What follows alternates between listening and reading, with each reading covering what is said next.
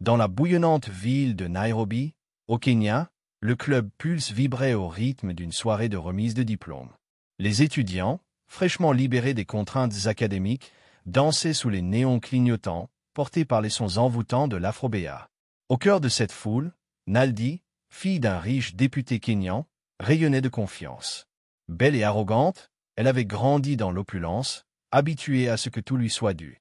Ce soir-là, entourée de ses amis, elle sirotait un cocktail, un sourire narquois aux lèvres. « Cette fête est ennuyeuse », lança-t-elle, balayant la salle du regard. « Il nous faut quelque chose de plus excitant. » Son Amy Marembe, plus prudent, Franca less sourcils. « Qu'est-ce que tu as en tête, Naldi ?»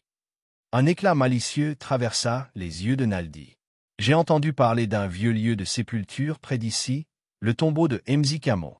On dit qu'il est maudit, hanté par son esprit. Allons-y, je veux voir si ces histoires sont vraies. » Un murmure inquiet parcourut le groupe. Le tombeau de Mzee Kamo, un ancien guérisseur respecté mais redouté, était entouré de légendes. On racontait que son esprit veillait sur sa tombe et punissait ceux qui osaient le défier. Mais Naldi éclata de rire. « Vous croyez vraiment à ces contes de vieilles femmes? Moi, je vais y aller, et je danserai sur sa tombe pour vous prouver qu'il n'y a rien à craindre. » Malgré les protestations de Mirambe et des autres, Naldi les entraîna hors du club, bien décidé à relever son propre défi.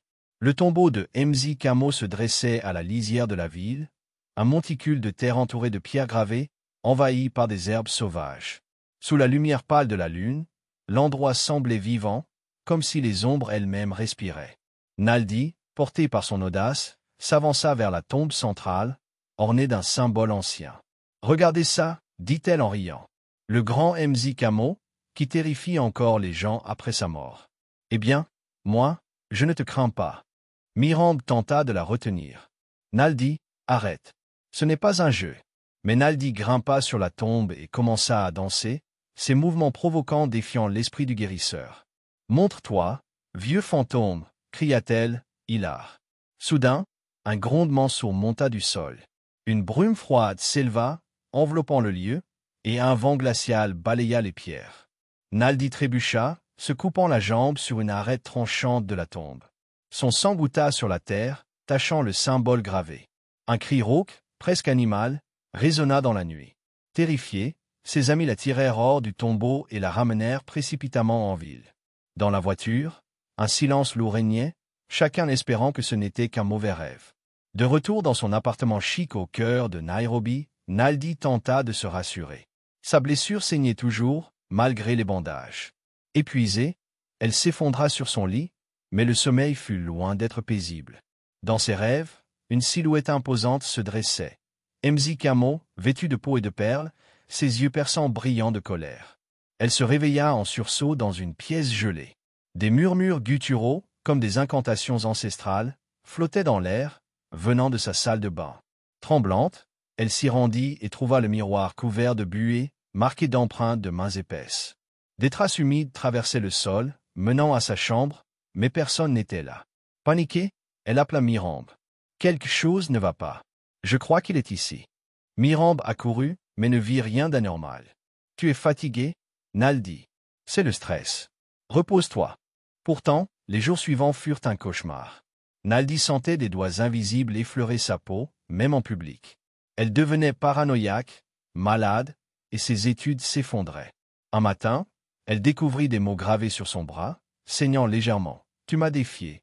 Tu es mienne. » Une voix grave résonna dans sa tête. « Je te possède. » Mirambe, alarmée par l'état de son ami, décida d'enquêter.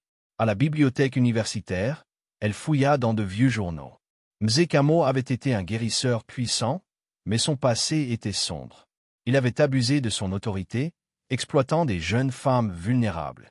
Une certaine Achien, retrouvée morte près de sa hutte, aurait été sa victime. Officiellement, elle était morte de cause naturelle, mais les rumeurs parlaient d'un meurtre pour cacher ses crimes. Peu après, Mzee Kamo avait péri dans un mystérieux incendie. Les anciens disaient que son esprit, furieux et tourmenté, hantait sa tombe, s'attaquant à ceux qui le provoquaient. Mirambe réalisa que Naldi était en danger. Revenue à l'appartement, elle trouva son ami en pleurs. « Il vient toutes les nuits, Mirambe. Il m'étouche. Je ne peux plus vivre comme ça. » Cette nuit-là, Mirambe resta. À minuit, des bruits étranges emplirent la pièce. Naldi hurlait, luttant contre une force invisible.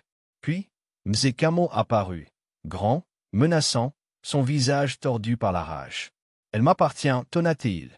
Son sang a scellé son destin. » Il fixa Mirembe. « Parle, et ta famille souffrira. » Les jours suivants furent une descente aux enfers. Naldi s'affaiblissait, cloué au lit. Chaque nuit, l'esprit revenait, imposant sa présence oppressante. Son ventre gonflait, comme si une force maléfique grandissait en elle. Mirambe, prisonnière elle aussi, ne pouvait ni appeler à l'aide ni sortir. Une barrière invisible les enfermait. Désespéré, Naldi murmura « Tue-moi avant que ça naisse ». Mirembe refusa. À l'aube, elle envoya un message à Baba Otieno, un prêtre local respecté.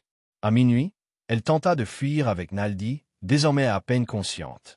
Elles atteignirent la voiture de Baba Otieno, mais l'esprit les rattrapa, les ramenant dans l'appartement. « Dans 3 jours, l'enfant sera là, grogna-t-il. Vous êtes mienne. » 2 jours plus tard, Baba Otieno revint avec une guérisseuse, Mama Oma. Armés de talismans et de prières, ils forcèrent la porte. Une tempête surnaturelle éclata. Les vitres explosèrent, les meubles volèrent. Mama Oma lança des herbes sacrées, psalmodiant des chants anciens. Lentement, l'esprit faiblit. « Tu ne m'échapperas pas » Alta Mzi Kamo avant de s'évanouir. Naldi s'effondra, libéré. Son ventre retrouva sa forme normale. Mais elle ne fut plus jamais la même. Hantée, elle quitta Nairobi pour un village reculé. Mirambe garda le silence, priant chaque nuit pour que l'esprit reste enchaîné.